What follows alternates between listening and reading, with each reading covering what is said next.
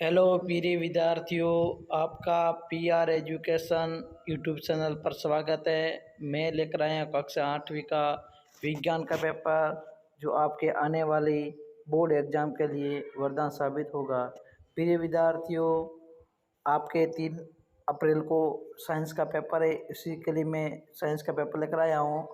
इसमें थोड़ा मिसप्रिंट हो गया है, इसमें 80 नंबर का है। ये आपके विज्ञान का पेपर है और बहुत वेरी मोस्ट इम्पोर्टेंट पेपर है और आपके 100% इसमें से ही सवाल आएंगे, क्योंकि जो भी मैं पेपर लेकर आता हूँ वो हमेशा मोस्ट पेपर लेकर आता हूँ और उसी पेपर में से ही सवाल आते हैं। आपकी तैयारी के लिए, आपकी पढ़ाई की सुविधा के लिए मैंने उत्तर भी साथ लेकर आया हूँ।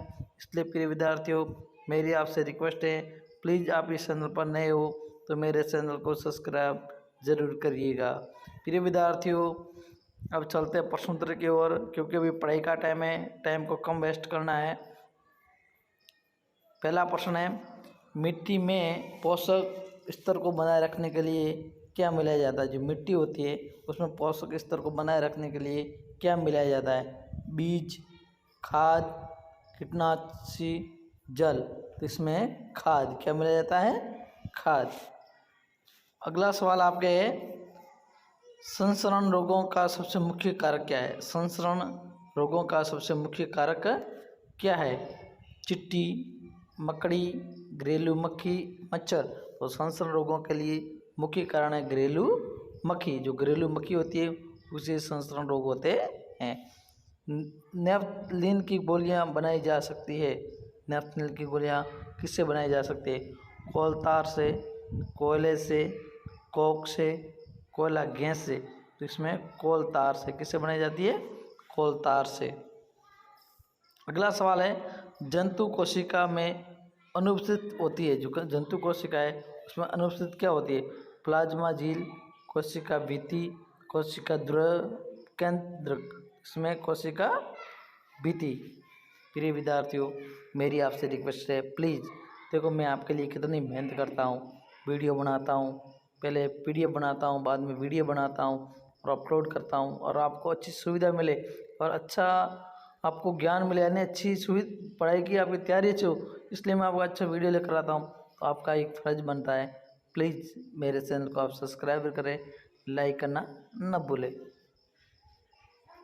अगला सवाल है, रिक्त स्थानों की पूर्ति कीजिए। यानी रिक्त स्थान है उसकी आपको पूर्ति करनी है।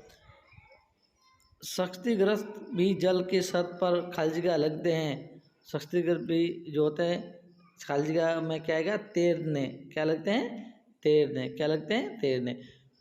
ख में खाली जगह अपघटित होने में कई वर्षों लग जाते हैं। प्लास्टिक, जो प्लास्टिक होता है अपघटित होने में कई वर्ष लग जाते हैं। आर्यन जल में अभिक्रिया करता है। खाली जगह आर्यन जल में खाली जगह अभिक्रिया करता है। धीमी। क्या है? वाहनों के लिए सबसे कम प्रदूषक है इंजन, वो है सीएनजी। क्या है? सीएनजी।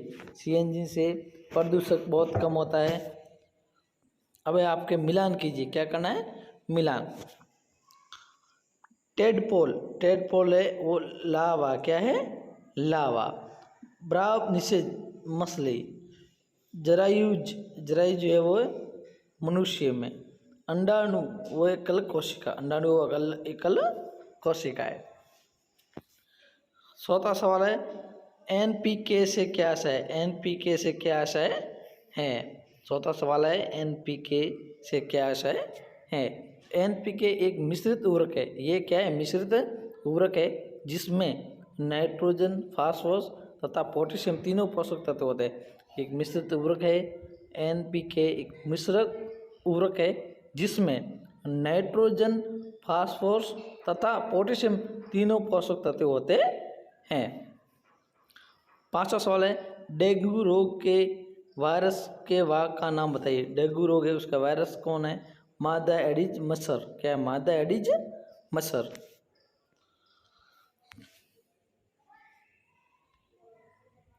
अगला सवाल आपके, थर्माप्लास्टिक के 2 उदाहरण दीजिए। थर्माप्लास्टिक है उसके 2 उदाहरण, पॉलीथीन और पीवीसी। थर्माप्लास्टिक के 2 उदाहरण है पॉलीथीन और पीवीसी। पॉप धमनी से क्या आशय है? हाइड्रोजन गैस को जलाने पर जो ध्वनि निकलती है उसे पॉप ध्वनि कहते हैं।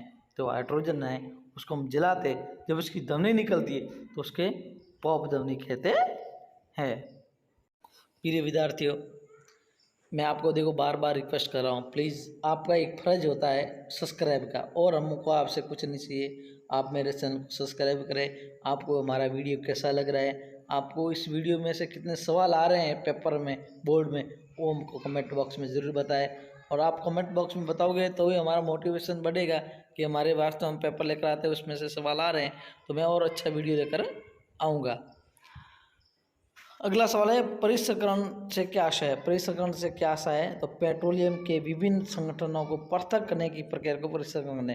जो पेट्रोल होता है, पेट्रोल, डीजल, ऑयल जो होता है उसको परिसंकरण अलग करते हैं, तो उसको परिसंकरण करते हैं।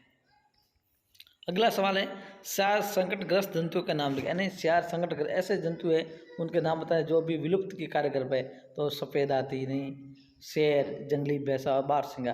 जो सफ़ेद हाथी, शेर, जंगली भैंसा और बारहसिंगा है जो संकट उसके ऊपर आ गया है, वो नहीं विलुप्त के कार्य बने, नष्ट होने के कार्य पर है, वह धीरे धीरे जनसंख्या कम हो जाएगी।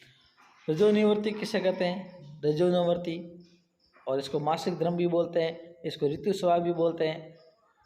ऋतुस्राव के रुक जाने को ऋतुनिवृत्ति कहते हैं। ये सॉरी, मैंने जो पहले बोला गलत बोला।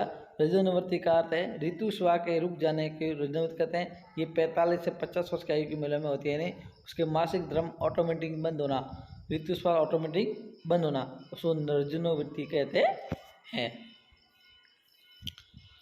11 सवाल है, मोमबत्ती की ज्वाला का मानचित्र बनाइए। यानी मोमबत्ती है उसको जलती हुई मोमबत्ती का आपको चित्र बनाना है। ऐसे देखो मैं आपको बता देता हूँ, ये ऐसे, ये जूम करके मैं आपको दिखा देता हूँ। ऐसे चित्र बनाना है और उसका अलग अलग भाग लिखना है। सबसे गर्म भाग, गर्म भाग, पूर्ण देने वाला बड़ा क्षेत्र, आशिक देने वाला बैद्य क्षेत्र, सबसे कम गर्म, बिना जली हुई मोमबत्ती। ऐसे आपको अलग अलग भाग लिखना है। अगला सवाल है, एस्ट्रोजन टेस्टोस्टेरोन में क्या अंतर है? एस्ट्रोजन ये मादा हार्मोन है, एस्ट्रोजन वो क्या है? मादा हार्मोन है, ये मादा लक्षणों का विकास करता है। टेस्टोस्टेरोन ये नर हार्मोन है, वर्षण द्वारा स्रावित होता है, ये नर लक्षणों का विकास करता है। यानी ऊपर वाला है जो महिलाओं में लक्षण बताता है और नीचे वाला है जो पुरुषों में लक्षण बताता है। अगला सवाल है आपके, निम्न पर टिप्पणी लिखी। यानी एक पे आपको टिप्पणी लिखी नहीं है। कोशिका द्रव, कोशिका द्रव ये एक जेली ऐसा पदार्थ है जो कोशिका झिल्ली और केंद्र के बीच पाया जाता है। जो कोशिका द्रव होता है एक जेली ऐसा पदार्थ है जो कोशिका और झिल्ली के केंद्र के बीच पाया जाता है। कोशिका के अनेक संघटक कोशिका द्रव में पाए जाते हैं, जैसे माइटोकॉन्ड्रिया, ग्लाइकोसाइड, राइबोसोम आदि। और केंद्र के बारे में बताना है। केंद्र पर टिप्पणी लिखने, ये गोलकार रचना होती है। केंद्र है गोलकार क्या है? रचना है, तथा ये कोशिका के मध्य भाग में स्थित है। और ये कोशिका के मध्य भाग में स्थित है।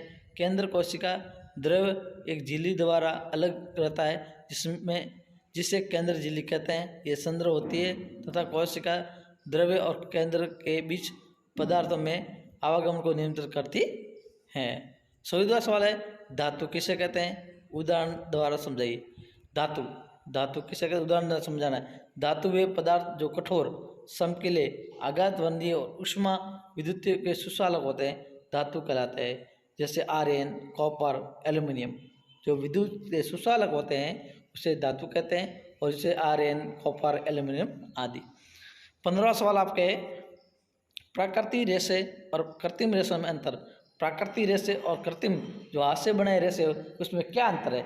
तो प्राकृतिक रेशे ये कम मजबूत होते हैं। प्राकृतिक रेशे बहुत अधिक पानी सोखते हैं। प्राकृतिक रेशे कपड़ों के कीड़ों तथा रसायनों के प्रभाव से खराब हो जाते हैं। कृत्रिम रेशे ये बहुत अधिक मजबूत होते हैं, ये कम पानी सोखते हैं, ये साधारण रेशों से खराब नहीं होते हैं। समझ में आया प्राकृतिक रेशे और कृत्रिम रेशे के बारे में। अब आपका अगला सवाल है, पादप कोशिका एवं जंतु कोशिका नामक चित्र बनाना है। पादप कोशिका और जंतु कोशिका नामक आपको चित्र बनाना है। ऐसे ये एक मिनट मैं आपको बताता हूँ जूम करके। ऐसे ऐसे आपको एक चित्र बनाना है, देखो ऐसा चित्र बनाना है और एक ऐसा चित्र बनाना है और उसमें आपको नाम लिखना है। ये देखो अलग दी, कोशिका झिल्ली, रितिका केंद्र, कोशिका द्रव्य, कोशिका भित्ति, कोशिका झिल्ली, ऐसे आपको नाम लिखना है। अब ये 17वां सवाल है, बल किसे कहते हैं? अन्योन्य क्रिया के कारण बल कैसे कार्य करता है? किसी वस्तु पर लगने वाले धक्के या खिंचाव को बल कहते हैं। हमेशा ध्यान रखना, कोई बल का जाए तो किसी को हम जैसे धक्का देते हैं तो उसको खिंचाव होता है, आगे गाड़ी खींचती है पीछे, तो उसको बल कहते हैं। क्या कहते हैं? बल कहते हैं। बल लगने के लिए कम से कम दो वस्तुओं के मध्य अन्योन्य का क्रिया 79 के जैसे हम केवल कार के पीछे खड़े रहते हैं, मात्र उसी गति नहीं दे सकते हैं जब तक हम कार को धक्का नहीं देते हैं, लगाते हैं। इसी प्रकार हमारे मकार के मुद्दे या क्रिया अन्योन्य क्रिया कहलाती है। एक दोलक 4 सेकंड में 40 बार लोन करता है, तो उसका आवर्त ज्ञात कीजिए। तो उसका आवर्त और आवर्ती जैसे आपको ज्ञात करना है। आवर्ती की संख्या बटा समय 40/4 10 SZ, आवर्तकाल 1, आवर्ती 1/10 तो 0.1 सेकेंड। ऐसे आपको हल करना है। देखो लो ये ऐसे। अगला सवाल आपका है, नहीं इतने पूरे प्रिय विद्यार्थियों, आज मैं आपके लिए 18 सवाल लेकर आया था और बहुत इम्पोर्टेंट सवाल है। प्रिय विद्यार्थियों, इस वीडियो को पूरा देखें, लाइक करें और शेयर करना न भूलें और मेरे इस चैनल को सब्सक्राइब ज़रूर करें, क्योंकि मैं आपके लिए हमेशा नए नए अच्छे से वीडियो लेकर आता रहूँगा। तब तक बने रहिए मेरे इस चैनल पर। धन्यवाद। जय हिंद, जय भारत।